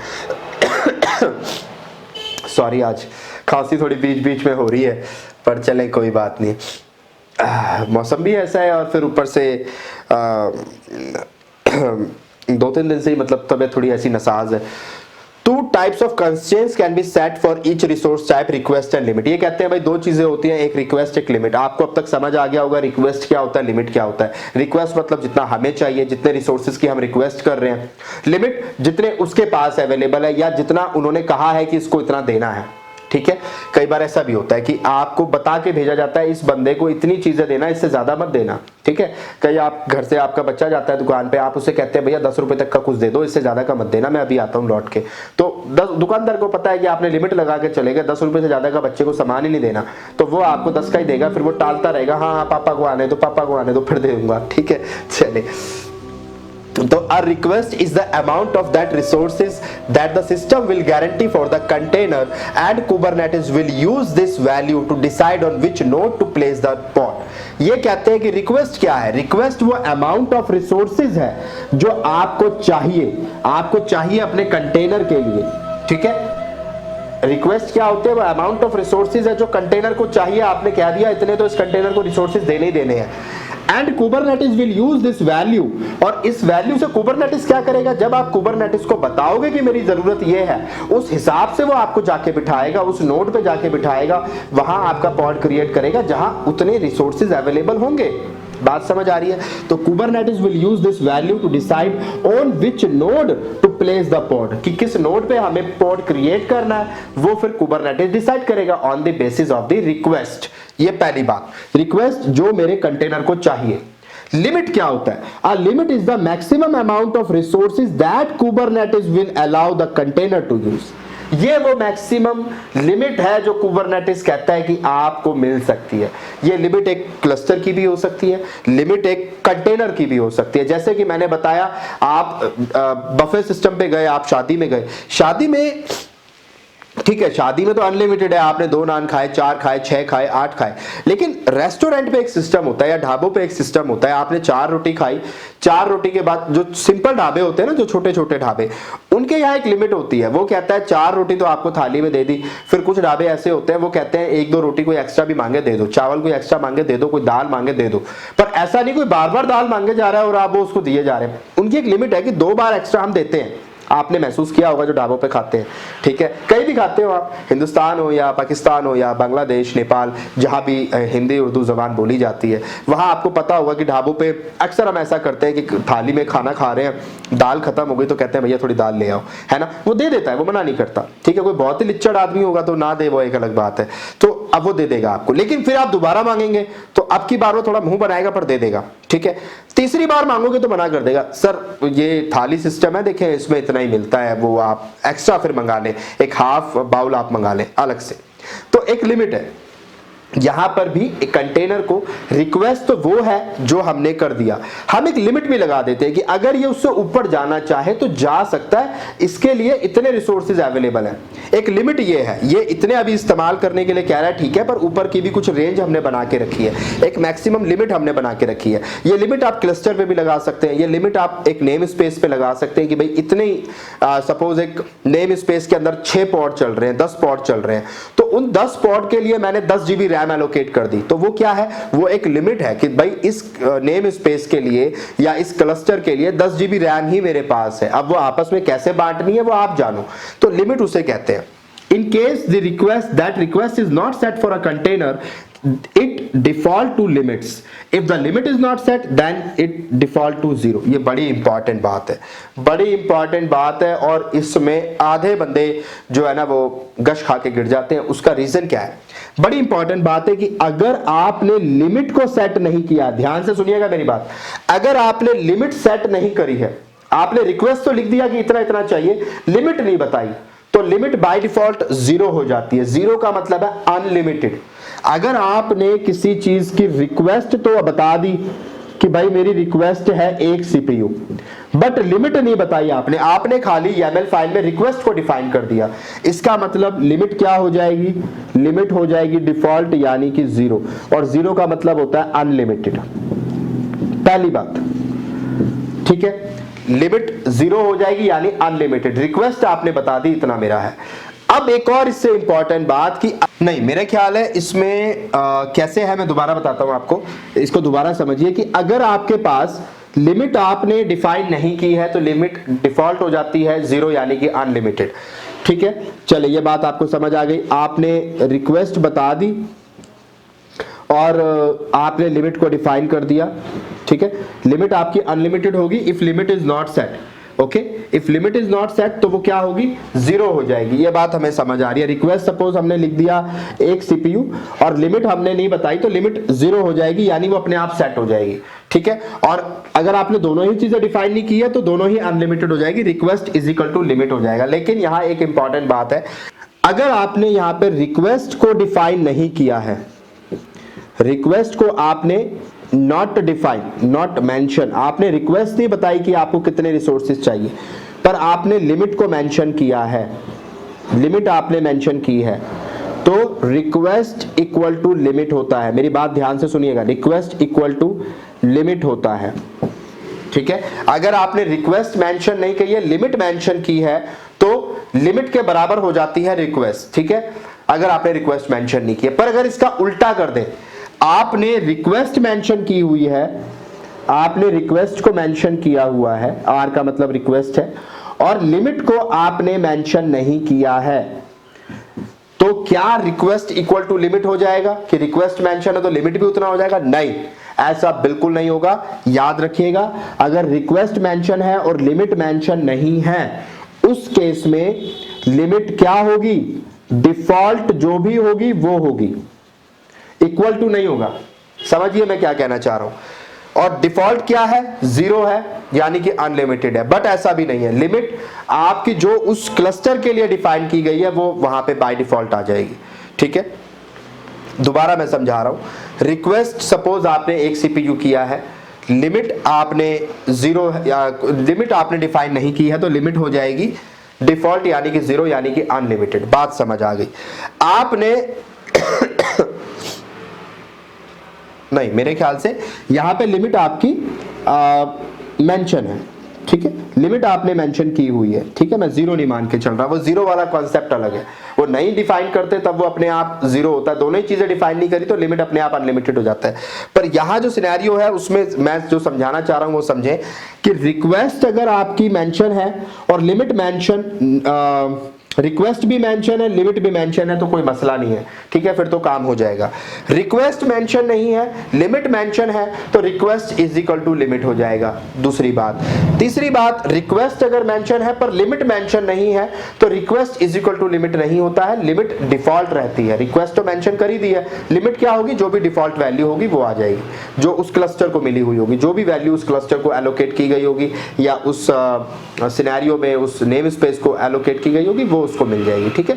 तो ये मैं आपको समझाना चाह रहा था, थोड़ा सा कॉम्प्लिकेटेड हो गया, नहीं समझ आया, कोई बात नहीं, जब लैब कराऊंगा तब समझ आ जाएगा। अब आगे के पॉइंट डिस्कस कर लेते हैं। अब ये कुछ और पॉइंट्स जो छोटे मोटे रह गए हैं वो डिस्कस कर लेते हैं। देखिए यहाँ क्या लिखा हुआ है, a Kubernetes cluster can be divided into name spaces. मैंने यही बताया कि जो एक क्लस्टर होता है कुबरनेटिस का, उन्हें हम छोटे छोटे नेम स्पेसेस में डिवाइड कर देते हैं। If a container is created in a name space, आपने नेम स्पेस के अंदर एक पॉड बनाया, उसके अंदर एक कंटेनर बनाया, तो कंटेनर कहें या पॉड कहें एक ही बात है, तो यहां हमने कंटेनर लिख दिया। If a container is created in a name space that has a default CPU limit, आपने एक नेम स्पेस बनाया, उस नेम स्पेस के अंदर एक लिमिट लगी हुई है, डिफॉल्ट सीपीयू लिमिट है। डिफॉल्ट सीपीयू लिमिट का मतलब है जितना आपने एलोकेट किया हुआ है वो वहां पे मिला हुआ है, या जितने रिसोर्सेज नेम स्पेस के पास अवेलेबल है वो डिफॉल्ट उसको मिले हुए हैं, हमने कोई मेंशन नहीं किया, कोई लिमिट लगाई नहीं है, डिफॉल्ट है। And the container does not specify its own CPU limit, यानी उसने रिक्वेस्ट भी नहीं किया, उसने कंटेनर ने खुद के लिए भी कोई स्पेसिफाई नहीं किया कि मुझे इतने सीपीयू चाहिए, डिफॉल्ट मुझे मिला हुआ है, मुझे मेरे सपोज मेरे को 4 सीपीयू या 2 सीपीयू मिले हुए हैं, और मैंने ये नहीं बताया कि मेरे कंटेनर को कितने चाहिए, रिक्वेस्ट यानी मैंने मेंशन नहीं करी, तो क्या होगा? देखिए मैंने अभी जस्ट आपको बताया, पिछले जो टॉपिक था अभी जस्ट जो मैंने पिछला डिस्कस किया है, कि अगर लिमिट मेंशन नहीं है तो लिमिट डिफॉल्ट यानी कि 0 हो जाती है, यानी कि अनलिमिटेड जो भी रिसोर्सेज अवेलेबल है वो सारे, ठीक है। अगर आपके पास 4 सीपीयू अवेलेबल है तो लिमिट क्या हो जाएगी? 4 हो जाएगी। अब आपने यहाँ रिक्वेस्ट भी मेंशन नहीं करी, तो मैंने बताया अगर लिमिट भी मेंशन नहीं है और रिक्वेस्ट भी मेंशन नहीं है, उस केस में रिक्वेस्ट इक्वल टू लिमिट हो जाता है, और लिमिट अनलिमिटेड है, रिक्वेस्ट भी क्या हो जाएगी? अनलिमिटेड हो जाएगी, यानी जितने लिमिट रहेगी उतना ही वो ले सकता है, क्योंकि हमने को डिफाइन ही नहीं किया।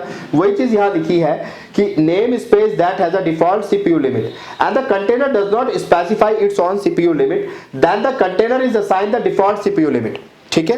भाई आपने लिमिट जो है वो आपकी 0 है, आप ऐसा माने 0 मतलब अनलिमिटेड है, रिक्वेस्ट आपने डिफाइन की नहीं, ठीक है, तो रिक्वेस्ट इक्वल टू क्या हो जाएगा? लिमिट हो जाएगा, और लिमिट क्या थी आपकी? 0 थी, यानी अनलिमिटेड थी, तो रिक्वेस्ट भी क्या होगी? अनलिमिटेड हो जाएगी। अगर लिमिट में आपने यहाँ पे 2 सीपीयू डाला हुआ है तो रिक्वेस्ट भी क्या हो जाएगी? 2 सीपीयू हो जाएगी, इक्वल टू लिमिट हो जाएगी। यही बात यहाँ पे कही गई है इस लाइन के अंदर। Name space can be assigned resource quota object, resource quota में क्या क्या आप एलोकेट कर सकते हो, किस किस चीज पे लिमिट लगा सकते हो? 3 चीजों पे लगा सकते हो, या तो सीपीयू के ऊपर, या कितनी रैम चाहिए उसके ऊपर, और कितनी स्टोरेज आपको चाहिए उसके ऊपर। इन 3 चीजों की लिमिट और रिक्वेस्ट आप कर सकते हो, इन 3 चीजों के ऊपर लगा सकते हो, ठीक है। ये बात भी समझ आ गई। Here are two restrictions that a resource quota imposes on a namespace. दो ऐसी बातें हैं जिनका आपने ख्याल रखना है। पहली बात, every container that runs in the namespace must have its own CPU limit. जो भी कंटेनर रन कर रहा है आपके नेम स्पेस के अंदर, उसकी रिक्वेस्ट मेंशन करनी है, उसको सीपीयू लिमिट आपने मेंशन करनी ही करनी है। ठीक है, ये जरूरी है। जब भी आप रिसोर्स कोटा लगा रहे हैं, रिसोर्स कोटा मेंशन करना चाहते हैं, तो उसकी खुद की लिमिट कितनी रहेगी वो आपको बतानी पड़ेगी। खुद की रिक्वेस्ट कितनी है, उसे कितना चाहिए। The total amount of CPU used by all container in the namespace. एक नेम स्पेस के अंदर 10 पॉड चल रहे हैं, 20 पॉड चल रहे हैं और हर पॉड के अंदर एक कंटेनर चल रहा है। तो फॉर एग्जांपल एक मेरे पास एक ये नेम स्पेस है, नेम स्पेस यानी एक क्लासरूम जैसे मैंने एग्जांपल लिया था, उसके अंदर मेरे पास 4 पॉड चल रहे हैं और मैंने इस नेम स्पेस को एलोकेट किया हुआ है। सपोज करें 200 MB रैम मैंने एलोकेट की हुई है, 200 MB रैम। ठीक है, तो ये चारों पॉड मिलके 200 से ज्यादा रैम नहीं ले सकते। क्यों? क्योंकि नेम स्पेस को ही मैंने 200 MB दिया हुआ है। तो जब उस बंदे के पास ही 200 है तो 200 से ज्यादा कैसे दे देगा अपने अंदर चलने वाले पॉड्स को। तो जो इनकी रिक्वेस्ट जो ये करेंगे वो वैल्यू हमेशा इससे कम होनी चाहिए। सपोज इसने 50 MB की रिक्वेस्ट करी, इसने भी 50 MB की रिक्वेस्ट करी, इसने 50 की करी, तो ये 100 की नहीं कर सकता। क्यों? क्योंकि 50 50 50 जोड़ोगे तो 150 हो जाएगा। अब 50 ही आपके पास बचा है, 50 आप इसको दे सकते हो, 50 MB आप इसको दे सकते हो। 50 से 60 भी कर दोगे तो एरर आ जाएगा, फेल्ड आ जाएगा, रिक्वेस्ट होगी नहीं। क्यों? उसके खुद के पास 200 MB अवेलेबल है। तो वही चीज यहां पे बताई गई है। The total amount of CPU used by all container in the name space must not exceed a specified limit. तो लिमिट से ज्यादा नहीं हो सकता वो। अगर नेम स्पेस के पास जितना है तो उसके अंदर ही सारी चीजों का सम जो होगा वो उतना होना चाहिए। अगर एक नेम स्पेस के अंदर एक ही पॉड चल रहा है और नेम स्पेस के पास 200 MB अवेलेबल है तो पॉड 200 MB ले सकता है, कोई मसला नहीं है, उससे ज्यादा नहीं ले सकता। ये बात समझ आ रही है? तो आई होप ये कॉन्सेप्ट समझ आ गया होगा। अब चलते हैं इसकी लैब पे, मैं आपको लैब में करके दिखाता हूँ। YAML फाइल वहीं पे समझा दूंगा सारी की सारी, और लैब में ही ये चीजें मैं समझाने की कोशिश करता हूँ कि रिक्वेस्ट, लिमिट, ये सब कैसे कंट्रोल करना है, कैसे इनका इम्पैक्ट पड़ेगा हमारे रिसोर्सेज के ऊपर। आता हूँ। तो आई होप आपको बोर्ड पे रिसोर्सेज का जो कॉन्सेप्ट है पूरा समझ आ गया होगा। लिमिट क्या होती है, रिक्वेस्ट क्या होती है, किस तरीके से हम किसी नेम स्पेस के अंदर लिमिट लगा सकते हैं कि भाई ये पॉड क्या कर सकता है क्या नहीं। तो चलो फटाफट से उसकी लैब कर लेते हैं। कंट्रोल L करते हैं, क्लियर करते हैं। यहाँ पे एक फाइल बनाते हैं पॉड रिसोर्सेज के नाम से, podresources.yaml, और यहाँ पे इसके अंदर मैं अभी ये कमांड चलाता हूँ, ये वाली पूरी कमांड मैं यहाँ पे रन कराता हूँ। ठीक है, कंट्रोल C। और इसके अंदर YAML फाइल में मैंने क्या किया है एक बार समझ लेते हैं कि हम एक पॉड बना रहे हैं, उस पॉड का नाम हमने रिसोर्सेज दे दिया। यहाँ पे उसके अंदर एक कंटेनर है, कंटेनर का नाम भी रिसोर्स है। इमेज उसके अंदर सैंटोस चल रही है। लेकिन मज़ेदारी वाली बात यह है कि यहाँ हमने रिक्वेस्ट और लिमिट दो पैरामीटर ऐड किए हैं। रिक्वेस्ट में मैं कहता हूँ मेरे कंटेनर को 64 मिलीबाइट की जो है इस मेमोरी चाहिए, और CPU जो है उसे 100 मिली चाहिए। ठीक है, 100 मिली CPU उसको चाहिए। लिमिट की बात करें तो हमने कहा भाई जो मैक्सिमम लिमिट आपके पास है इस्तेमाल करने के लिए वो 128 मिलीबाइट की मेमोरी है और 200 मिली की आपके पास CPU की लिमिट है। ये मैक्सिमम लिमिट है जो मैंने इस पॉड को इस्तेमाल करने के लिए दी है। पर अभी पॉड को जो फ़िलहाल चाहिए वो है 64 और 100 मिली की।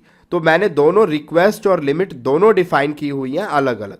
हमेशा याद रखिएगा लिमिट हमेशा ज़्यादा होनी चाहिए रिक्वेस्ट से, क्योंकि रिक्वेस्ट वो होता है जो आप रिक्वेस्ट कर रहे हैं कि मुझे इतना चाहिए। लिमिट हमेशा उससे ज़्यादा या उसके बराबर होना चाहिए। ठीक है, उससे कम नहीं हो सकती। रिक्वेस्ट से कम लिमिट की वैल्यू नहीं हो सकती। लिमिट में जो मेमोरी और CPU है यह हमेशा आपको रिक्वेस्ट की वैल्यू के इक्वल या ज़्यादा ही मिलेगा। ठीक है, ये बात समझ आ गई। एस्केप करके कॉलन WQ करें, बाहर आ जाए।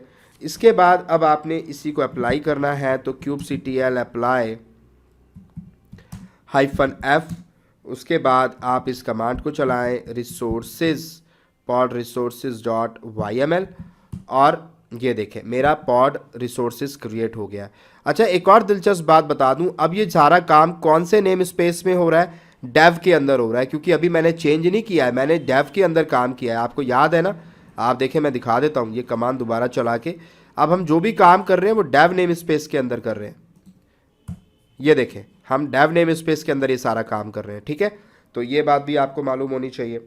अब यहाँ पे जब आप कमांड चलाओगे kubectl get pods, तो डेव नेम स्पेस के अंदर ये कहेगा बॉस आपके पास रिसोर्सेज नाम का एक पॉड है जिसके अंदर एक कंटेनर चल रहा है। बात समझ आ रही है। अब आप यहाँ पे कमांड चलाओ kubectl describe pod और उसके बाद रिसोर्सेज। ये रिसोर्सेज क्या है? ये रिसोर्सेज आपके पॉड का नाम है, ये वाला, ठीक है। तो मैंने ये यहाँ पे लिखा है, पॉड का नेम यहाँ पे लिखा है कि भाई इसके अंदर जाओ। तो इसके अंदर आपको क्या नज़र आ रहा है? आप देखें इसके अंदर आपको नज़र आ रहा है कि यहाँ पे डिफ़ॉल्ट शेड्यूलर ने क्या किया, आपको सक्सेसफुली डेव नाम के नेम स्पेस के अंदर आपके रिसोर्सेज को क्रिएट किया, ठीक है। उसके बाद सेंटोस इमेज को पुल किया, उसके बाद कंटेनर के रिसोर्सेज को क्रिएट किया। अब यहाँ पे ना आपको ये भी नज़र आएगा कि लिमिट क्या है, मैं आपको वो दिखाता हूँ। ये देखें लिमिट कितनी है, लिमिट है 200 मिली और मेमोरी है 128 मिलीबाइट। ऐसे ही यहाँ पे रिक्वेस्ट की बात करें तो रिक्वेस्ट आपने कितना किया है, 100 मिली सीपीयू का आपने रिक्वेस्ट किया है और 64 मिली बाइट का आपने मेमोरी का रिक्वेस्ट किया है, ठीक है। तो ये भी आपको समझ आ रहा है कि हमने लिमिट क्या है। तो ये लिमिट और रिक्वेस्ट दोनों आपको यहाँ नज़र आ रहे हैं, ठीक है। कंट्रोल एल करते हैं। अब आप इसको डिलीट कर लो, अभी इसकी ज़रूरत नहीं है। kubectl डिलीट, क्योंकि अभी और भी चीज़ें दिखानी है तो इसको डिलीट कर लेते हैं। pod resources.yml, तो ये मेरा डिलीट हो रहा है। एक बार ये डिलीट हो जाए फिर मैं आपको आगे की चीज़ें दिखाता हूँ। तो अभी हमने बोर्ड पे देखा कि भाई रिसोर्सेज जो है लिमिट किस तरीके से रखनी है रिसोर्सेज में और रिक्वेस्ट कितनी होनी चाहिए, ये सारी चीज़ें देख ली। तो एक और मैं आपको लैब करके दिखाता हूँ। रिसोर्स कोटा इसको नाम देते हैं, रिसोर्स कोटा .yml। एक इस नाम से फाइल बनाइए, आई प्रेस करिए और यहाँ से इस बार ये वाली आप फाइल उठा लीजिए, ये वाली रिसोर्स कोटा वाली, इसे उठा लीजिए, कंट्रोल सी और यहाँ पेस्ट कर दीजिए। इस बार काइंड क्या है, रिसोर्स कोटा के नाम से है, ठीक है। इस बार काइंड आपका चेंज हो गया है, रिसोर्स कोटा के नाम से काइंड आपका बन गया है। इसके अंदर इसका नाम मैंने जो लिखा है रिसोर्स कोटा का माई कोटा रखा है। इसमें मैं कहता हूँ ये इसकी स्पेसिफिकेशन है, हार्ड लिमिट्स है इसकी, यानी सीपीयू 400 मिली होगा। लिमिट्स हैं ये, अभी रिक्वेस्ट और लिमिट दो हैं, ठीक है। और यहाँ पे मैंने इसको इम्पेरेटिव मेथड में मैंने इसको यहाँ पे डिफाइन कर दिया है कि भाई ये लिमिट रहेंगी और ये इसकी रिक्वेस्ट रहेगी, ठीक है। तो लिमिट क्या है 400 मिली और 400 मिली यहाँ पे मेमोरी है और रिक्वेस्ट देखेंगे तो 200 और 200 है, यानी डिफाइन है, ठीक है। अब एस्केप करके कॉलन WQ करें, बाहर आ जाए। अब आप देखें, अब आप ये काम करने के बाद आप इसको अप्लाई करें। मैं आपको चेंजेस दिखाता हूँ। kubectl apply -f resource quota .yml, तो ये रिसोर्स कोटा माई कोटा के नाम से क्रिएट हो गया है आपका, ये भी समझ आ रहा है आपको। अब यहाँ पे एक काम और करते हैं, vi testpod.yml, ये एक पॉड क्रिएट करते हैं। आई प्रेस करिए, इसकी भी यहाँ से ये उठा लीजिए, ये पुरानी एक फ़ाइल है जिसमें हमने 3 रेप्लिका बनाए हुए हैं, इसको उठा लेते हैं। इसको उठा के इसको यहाँ पेस्ट कर दीजिए। इसमें क्या किया गया है वही जो हम पहले कर चुके हैं कि 3 रेप्लिका सेट हम क्रिएट कर रहे हैं और उसके अंदर हम पॉड बना रहे हैं, उसका नाम है टेस्टपॉड 8, आप ले लो। और यहाँ पे उबुंटू की इमेज है, C00 कंटेनर है और यहाँ मैंने सिर्फ रिक्वेस्ट डाला है। इस बात पे ध्यान दीजिएगा कि यहाँ मैंने 3 रेप्लिका सेट बनाए हैं, यानी कि 3 पॉड मेरे चलेंगे। और जो है यहाँ पे जो रिक्वेस्ट मैंने की है, मैंने कहा भाई मुझे 200 मिली सीपीयू चाहिए, मैंने लिमिट नहीं बताई, ठीक है। जो इस मैं लैब में आपको करके दिखा रहा हूँ, इसका पर्पज़ ही ये है कि यहाँ पे लिमिट हमने डिफाइन नहीं करी है, मैंने सिर्फ रिक्वेस्ट डिफाइन करी है। तो अब देखना यह है कि लिमिट कितनी हो जाएगी या कितनी मिलेगी। एस्केप करके कॉलन WQ करते हैं, बाहर आते हैं, इसको अप्लाई कर लेते हैं एक बार। kubectl apply -f और उसके बाद इसी फाइल नेम को आप यहाँ पे सिलेक्ट करके डाल दें, तो ये आपका अप्लाई हो गया। अब इसके बाद आप यहाँ पे कमांड चलाएं kubectl get deploy तो ये आपको कह रहा है कि भाई डिप्लॉयमेंट है, इसके अंदर अभी कंटेनर रेडी नहीं हुए हैं, थोड़ा टाइम लगेगा। Let me check. अच्छा, अभी ये रेडी नहीं हुए, ठीक है। रेडी क्यों नहीं हुए, ठीक है। अब ये रेडी क्यों नहीं हुए, ये एक सवाल है कि भाई ये क्यों नहीं रेडी हो रहे। तो एक काम करें, यहाँ पे कमांड चलाएं kubectl get pods, ठीक है। ये कहता है भैया कोई रिसोर्सेज नहीं है आपके नेम स्पेस में, ठीक है, डेव नाम के नेम स्पेस में। अब ऐसा क्यों हुआ, ये समझने की बात है। तो ऐसा क्यों हुआ, कोई बता सकता है? मैं बताता हूं, अभी रुकें जरा। kubectl get rs करें। यहां पे डिजायर्ड क्या था, 3 पॉड क्रिएट होने थे। करंट में क्या है, 0 है, ठीक है। क्यों है 0? आपने अगर ये वाली फाइल मैं यहां पे आपको दिखाता हूं, तो आप इस फाइल के अंदर देखें क्या लिखा है। यहां पे आपने 400 मिली की लिमिट लगाई हुई है और रिक्वेस्ट किया हुआ है 200 मिली का, ठीक है। यानी टोटल लिमिट आपके पास कितनी है, कोटा कितना है आपके नेम स्पेस के पास? आपके पास 400 मिली का कोटा है। लेकिन दूसरी तरफ अगर आप ये देखें कि आपने जो ये बनाया है vi टेस्ट YAML, आप इसके अंदर जाएं तो यहां कितने रेप्लिका बनाए हैं, 3 बनाए हैं। और हर किसी को कितने सीपीयू दिए हैं, 200 मिली सीपीयू दिए हैं। लेकिन टोटल है कितना आपके पास, 400। और यहां टोटल कितना चाहिए, 600 चाहिए, क्योंकि 3 है ना आपके पास, 3 रेप्लिका है। हर किसी को 200 200 आप दोगे, 3 कंटेनर आपके क्रिएट होने हैं, हर किसी को 200 मिली मिलने हैं, तो टोटल तो 600 हो जाएंगे। और आपने रिसोर्स कोटा कितना डिफाइन किया हुआ है, मैक्सिमम कितना कोटा दे रखा है आपने इसको, आपने दे रखा है 400। तो भाई ये तो उससे ज़्यादा एक्सीड कर गया। तो ऐसे केस में क्या होगा, आपका फेल्ड हो जाएगा, ठीक है। तो वही चीज़ मैंने यहाँ पे दिखाई है कि अगर आप लिमिट को क्रॉस कर जाएंगे, लिमिट अगर 400 की थी और अभी 3 कंटेनर के लिए 600 आपको चाहिए, क्योंकि आपने हर कंटेनर को 200 200 मिली सीपीयू डिफाइन किया हुआ है, तो 3 कंटेनर के लिए 600 हो गया, तो फिर वो काम नहीं हो पाएगा। क्यों? क्योंकि आपके पास अवेलेबल उससे कम है। बात समझ आ रही है? कॉलन WQ कर दें आप, बात समझ आ गई ये क्यों नहीं हो रहा। अब मैं आपको इसकी डिटेल में जाके भी दिखा देता हूँ। kubectl डिस्क्राइब, हालांकि मैंने समझा दिया है आपको यहाँ पे, तो आप शिकायत ना करिएगा बाद में कि समझ नहीं आया। चलिए, अच्छी बात है। डिप्लॉयमेंट, और यही नाम उठा लें आप, ये वाला जो नाम है ना, आप इसको ही उठा लें, यहाँ से ही कॉपी कर लेते हैं।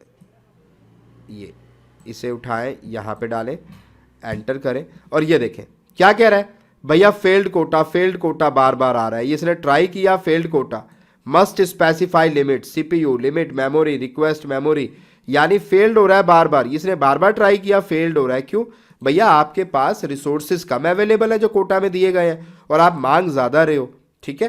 तो कहते हैं ना, उतने ही पैर पसारी है जितनी होवे चादर। तो भैया चादर आपकी छोटी है, पैर ज़्यादा पसार रहे हो। चलिए, तो ऐसा नहीं करना आपने, ठीक है। तो बात समझ आ गई। तो ये फेल्ड इस वजह से आ रहा है। कंट्रोल L कर लीजिए। अब यहाँ पे मैं एक काम करता हूँ, इसको पहले डिलीट कर लेता हूँ। kubectl delete -f resource quota और .yaml। ये डिलीट हो गया। अब आप यहाँ पे अगर पॉड पे जाते हैं, गेट पॉड्स, तो कुछ नज़र नहीं आएगा, ठीक है, कुछ भी नहीं है। चलें, बहुत अच्छी बात है। तो एक काम करें, टेस्ट पॉड वाली फाइल भी डिलीट कर लें। kubectl डिलीट -f testpod.yaml, इसको भी डिलीट कर लें, तो ये भी आपका डिलीट हो गया। अब मैं आपको दिखाता हूँ कि जो अगर हमने यहाँ पे डिफ़ॉल्ट लिया हुआ है कुछ, अगर हम डिफ़ॉल्ट ले रहे हैं, फॉर एग्ज़ाम्पल कि हमने लिमिट की तो लगा दी, हमने लिमिट तो हमने बता दी कि हमारी इतनी है, पर हमने रिक्वेस्ट नहीं बताई कि रिक्वेस्ट कितनी है। तो उस केस में क्या होगा, अब ज़रा वो देखते हैं। vi CPU डिफ़ॉल्ट, एक ये नाम ले लेते हैं .yaml, आई प्रेस करें और ये उठा लेते हैं, ठीक है, कंट्रोल C, और यहाँ पे अब यहाँ देखें, आपने काइंड में लिया लिमिट रेंज, यानी हम लिमिट रेंज दे रहे हैं, ठीक है, कि भाई हमारी जो लिमिट है वो क्या है। CPU की लिमिट है 1 मतलब 1000 मिली CPU, और डिफ़ॉल्ट रिक्वेस्ट कितनी है, उसकी CPU की रेंज क्या है, 0.5 है, टाइप क्या है, कंटेनर है, ठीक है। तो इस केस में हमारा क्या होगा, कोई बता सकता है इसको देखकर कि इस केस में हमारा क्या होने वाला है अगर हम लिमिट रेंज करते हैं? Any idea? चलो करके देखते हैं। यहां पे देखो मैंने क्या किया है, मैंने लिमिट में सीपीयू को इतना दिया है, एक सीपीयू दिया है और रिक्वेस्ट में उससे कम दिया है, ठीक है।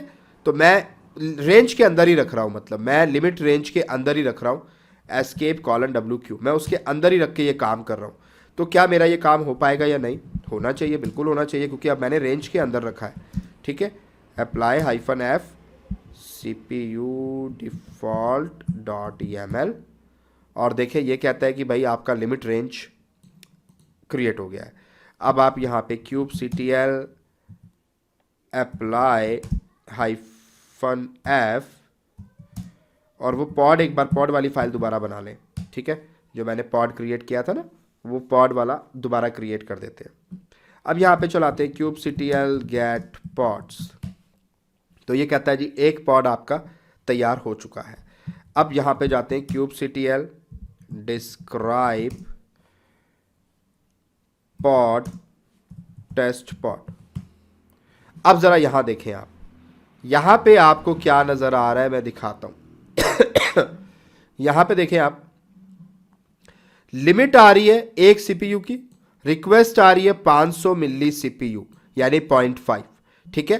तो यानी आपने यहाँ पे क्या किया, बिल्कुल आपके लिमिट में काम हो रहा है। आपने जो रिक्वेस्ट किया वो आपको मिल गया, आपने जो CPU था वो आपको यहाँ पे नज़र आ रहा है कि लिमिट आपकी 1 CPU की है, उसका आधा आप इस्तेमाल कर रहे हैं, ठीक है। तो यानी सारा काम हमारा कंट्रोल में हो रहा है, हमने डिफाइन ही उस हिसाब से किया हुआ है, इसीलिए आप यहाँ पे देख सकते हैं सारा काम प्रॉपरली हो रहा है, ठीक है। तो ये हमने एक नॉर्मल सिनेरियो बनाया जिसमें कि लिमिट के अंदर हमने रिक्वेस्ट को रखा है, ठीक है। अब इसके बाद आप एक काम करें, आप इसको भी डिलीट कर लें, kubectl delete -f pod.yaml, इसको मैं डिलीट कर लेता हूं। तो अभी जो मैंने पिछली लैब कराई इसमें मैंने आपको दिखाया कि भाई लिमिट के अंदर मैंने अपनी रेंज को रखा। अब मैं आपको लैब कराता हूं जिसमें मैं दिखाता हूं कि मैं अपनी जो लिमिट है वो तो डिफाइन कर रहा हूं, पर जो रिक्वेस्ट है उसको मैं डिफाइन नहीं कर रहा। तो अब ज़रा उस सिनेरियो में देखते हैं कि क्या होगा। vi cpu2.yaml, आप इसके अंदर जाएं, आई प्रेस करें और अब मैं यहाँ पे ये CPU2 वाली फाइल यहाँ पे पेस्ट करता हूँ। अब मैं इस केस में क्या कर रहा हूँ ज़रा ध्यान से देखिए। इस केस में मैंने लिमिट तो बता दी कि मेरी एक है, 1 CPU की, लेकिन मैंने रिक्वेस्ट नहीं बताई कि मुझे कितना कंटेनर को देना है। तो अगर लिमिट डिफाइन है और रिक्वेस्ट डिफाइन नहीं है, उस केस में कितना कंटेनर को मिलेगा ये चेक करते हैं, ठीक है। एस्केप करते हैं, कॉलन WQ करते हैं, यहाँ पे आप इसको अप्लाई करें, kubectl apply -f cpu2.yaml और ये क्रिएट हो गया है। इसके बाद आप यहाँ पे जाएं kubectl get pods, तो ये एक पॉड आपको यहाँ नज़र आ रहा है डिफ़ॉल्ट CPU इस तरीके के नाम से, ठीक है। अभी क्रिएट हो रहा है बेसिकली ये, तो इसको दोबारा चलाते हैं, ये क्रिएट हो गया, ठीक है। अब आप एक काम करें, इसकी डिटेल चेक करनी है कि इसे कितने मिले हैं, क्योंकि लिमिट तो मैंने बता दी थी लेकिन मैंने रिक्वेस्ट नहीं बताई थी। तो चेक करते हैं इसको कितने रिसोर्सेज मिले हैं। तो आप इस पॉड का नाम यहाँ पे मेंशन कर दें, एंटर करें और ये देखें आपने यहाँ पे लिमिट बताई 1 CPU की, तो रिक्वेस्ट क्या हो गई 1 CPU। यानी इससे क्या समझ आया, अगर आपकी रिक्वेस्ट मेंशन नहीं है और लिमिट मेंशन है तो रिक्वेस्ट लिमिट के बराबर हो जाती है। ये बात बहुत बहुत इंपॉर्टेंट है, जो अभी थ्योरी में भी मैं थोड़ा कंफ्यूज हो गया था उस टाइम बताते हुए। मैंने कहा था चलो लैब कराऊंगा तो समझा दूंगा कि देखिए मैंने लिमिट डिफाइन की हुई थी वहाँ अपनी YAML फाइल में, रिक्वेस्ट डिफाइन नहीं की थी, लेकिन रिक्वेस्ट क्या हुआ, मुझे 1 CPU ही मिल गया, ठीक है। मेरे कंटेनर को पूरे का पूरा CPU मिल गया। कहने का मतलब अगर रिक्वेस्ट डिफाइन नहीं है, लिमिट डिफाइन है, तो रिक्वेस्ट इक्वल टू लिमिट हो जाता है, उतना ही उसको मिल जाएगा, ठीक है। ये बात समझ आ गई। चले जी, Ctrl L करें तो ये भी आपको समझ आ गया, ये भी आपने करके देख लिया। अब इसको डिलीट कर देते हैं, kubectl delete -f cpu2.yaml। अब लास्ट लैब मैं आपको करके दिखाता हूं, यहां पे एक और डेमो करके दिखाता हूं। उसमें मैं क्या करूंगा, मैं रिक्वेस्ट डिफाइन करूंगा लेकिन लिमिट डिफाइन नहीं करूंगा। अभी जो मैंने लैब करके दिखाई वहां मैंने उल्टा किया था, यानी लिमिट को डिफाइन किया था, रिक्वेस्ट को नहीं किया था। यहां मैं रिक्वेस्ट को डिफाइन करूंगा, लिमिट को नहीं करूंगा। तब चेक करते हैं क्या केस होगा। ठीक है, vi cpu3.yaml, यहां पे आई प्रेस करें और YAML फाइल ऑलरेडी मेरे पास है, ये रही, इसको कॉपी कर लेते हैं, पेस्ट करते हैं। यहां देखें आपने मैंने क्या किया, मैं इस बार यहां पे एक पॉड क्रिएट कर रहा हूं इस नाम से। ठीक है, ये मेरे पॉड का नाम है। आप चाहें तो नाम आसान सा भी कर दें, आप इसको आई प्रेस कर लें, सॉरी, और यहाँ पे आप इसका नाम आसान कर दें। ठीक है, इतना कॉम्प्लिकेटेड नाम ना लें, आप इसको कर दें माई पॉड, ये नाम दे दें। अब यही नाम आप यहाँ पे दे दें, ठीक है, कोई फ़र्क नहीं पड़ता, माई पॉड, या इसको माई कंटेनर दे दें, माई कंटेनर, ये नाम दे दें। ठीक है, अब इस केस में मैंने यहाँ पे रिक्वेस्ट तो बता दी कि मुझे कितने चाहिए, मुझे कितने सीपीयू चाहिए, लेकिन लिमिट नहीं बताई मैंने। तो आपको क्या लगता है, request is equal to limit हो जाएगा? अब जो आउटपुट आएगा वहां लिमिट भी इतनी आ जाएगी? नहीं, ऐसा नहीं होगा। वो चीज़ दिखाता हूँ। एस्केप करते हैं, कॉलन WQ करते हैं, चले बाहर आ गए। अब आप यहाँ पे वही अप्लाई करें, kubectl apply -f cpu3.yaml, ये पॉड क्रिएट हो गया माई पॉड के नाम से। अब इसको डिस्क्राइब करें आप, kubectl डिस्क्राइब पॉड, और उसके बाद इस पॉड का नाम क्या है, माई पॉड। तो आप देखें यहाँ पे अब की बार आपको लिमिट नज़र आ रही है 1 CPU की, रिक्वेस्ट किया था 750 मिली। क्या समझ आया? इक्वल तो नहीं है, CPU यहाँ पे इतना आ रहा है।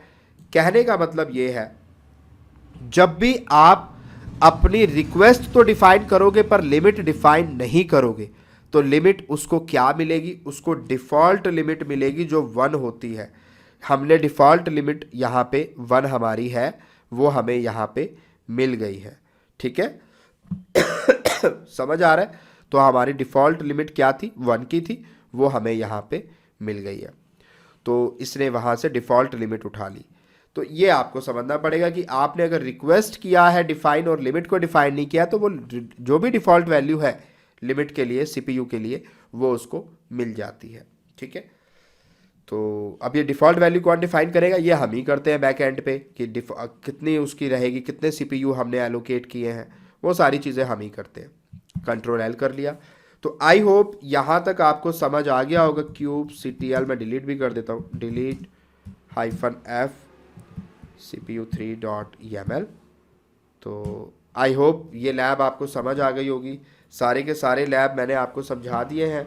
जो जो बोर्ड पे टॉपिक हमने डिस्कस किए थे, हो सकता है बोर्ड पे कुछ चीज़ें वहाँ पे थ्योरी में ना समझ आई हो, तो अब आपको लैब में डेफिनेटली समझ आ गई होगी। नहीं आ रही है तो इस लैब को 2-3 बार करिए, मेरी थ्योरी को भी 2-3 बार देखिए, मेरी लैब को भी 2-3 बार करिए, तो आपको 110% कॉन्सेप्ट ज़्यादा बेहतर क्लियर होगा। फिर भी कुछ डॉक्यूमेंटेशन पढ़ना चाहते हैं, कुबरनेटिस की ऑफिशियल साइट पे जाइए, kubernetes.io पे, वहाँ आपको इसकी ऑफिशियल डिटेल मिल जाएगी कि रिसोर्स कोटा क्या होता है, कैसे दिया जाता है।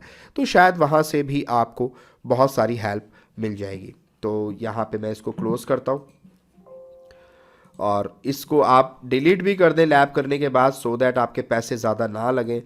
और आपको कैसे पता चलेगा आपके पैसे लग रहे हैं कि नहीं लग रहे हैं, उसके लिए आपने यहाँ पे जाना है, यहाँ बिलिंग डैशबोर्ड का ऑप्शन होगा, यहाँ पे जाएं और यहाँ अपना मंथली बिल, अपने इन्वॉइसेस चेक करें, आपके इन्वॉइस बन जाते हैं।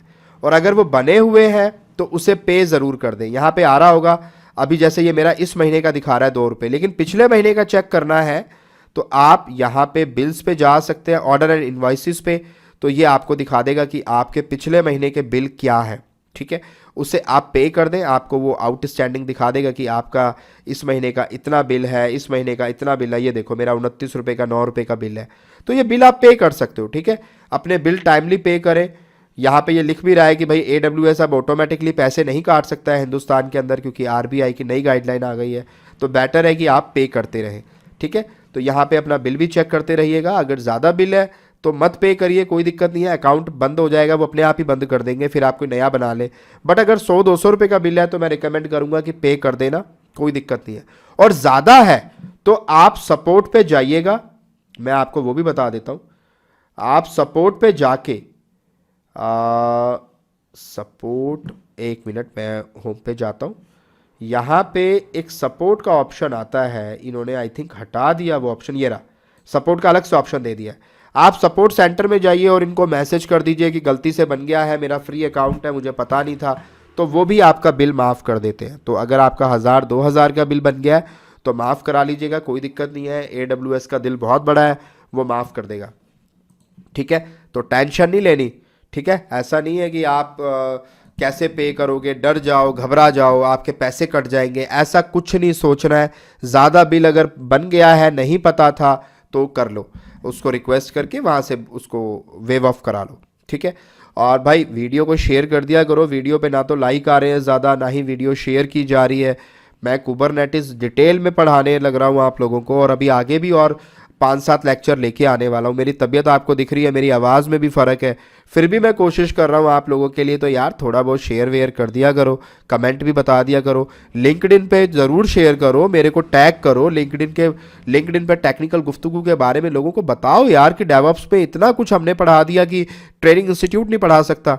अभी ऑलरेडी 54 लेक्चर है ये, और 54 मेरा हर लेक्चर 1 घंटे से ऊपर का है, 2-2 घंटे के लेक्चर भी है, 60-70 घंटे मैं खुद पढ़ा चुका हूँ। कोई ट्रेनिंग इंस्टीट्यूट क्या पढ़ाएगा आपको? तो यार हमें सपोर्ट किया करें तो हमें मोटिवेशन मिलेगा, ताकि मैं नई नई सीरीज आपके लिए जल्दी ला सकूँ, ठीक है। तो चलिए चलते हैं अपने बोर्ड की तरफ।